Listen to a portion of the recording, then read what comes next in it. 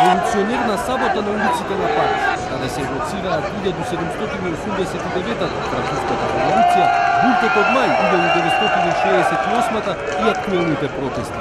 Се збори дека ова е конечниот напад на политиката на Емануел Макрон. Жолтите се на улиците и площадите и веќе почнаа спорадични судиби со полицијата која употребува солзавец и која веќе запри и претресе 500 лица, додека 211 се бацени, затоа што наоружени со чекични шипки, па дури и оружје и молотови коктели.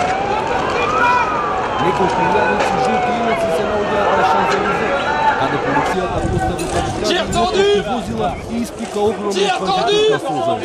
Солзавите се истите како и претходните зривите протести, кој најгласниот е оставка за Макрон.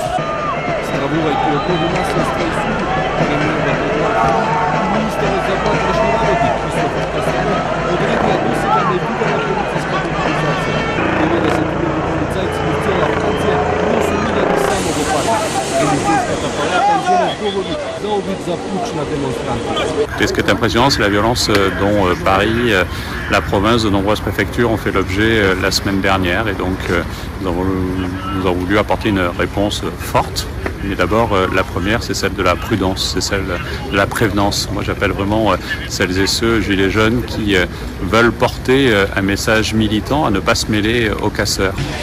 Тоа што дополнително ја подигна тензијата беа сликите од апсењето на 151 средношколец од гимназијата Мантелажери во периферијата на Париз со лисици на рацете и на колена во дворот на нивното училиште. Водокопните протестанти кои се прикриваа на уличните се наоѓаат кај Порт Мејор, на другата страна од триумфалната порта, каде постојано кречат со рацете на главата, подсетувајќи на полициското насилство врз средношколците. Некои од помладите протестанти се надеваат на мирни протести. There is a lot of people really poor and really sad, so we came here to be with them and to try to change the things. Now we are totally no violence.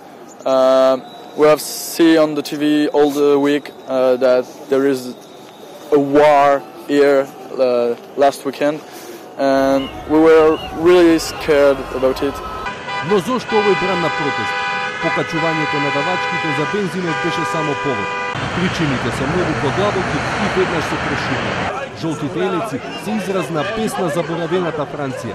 Она од периферијата против системот на оданочување, на нееднаквост и се единствениот општествен коагулант кој ги обединува левите и десните луѓе и проблематики во земјата.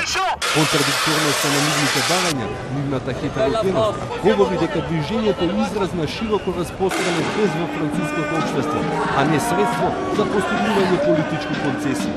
Присуството на протестите опаѓа, но и понатаму импресивно, како и поддршката на јавноста.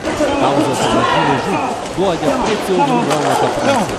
Макрон е нападнат и од него се бара оставка, бидејќи се доживува како председател на богатите, иако на полето на даноците и државните субвенции, Франција е далеку од неправедна со посиромашните. Но тоа не значи дека проблемите и протестот не се реални. Но француското општество и политика доживуваат комуникацијски блекаут. Власта нема слух за пониските слоеви во општеството, чии плати се помалку вредат, додека фиксните трошоци растат.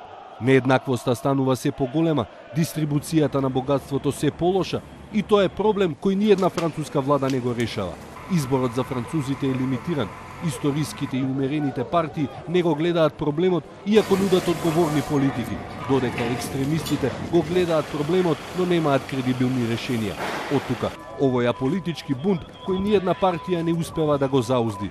Останува да се огласи Макрон, кој предолго мълчи и повторно да ја заземи улогата на председател на сите французи.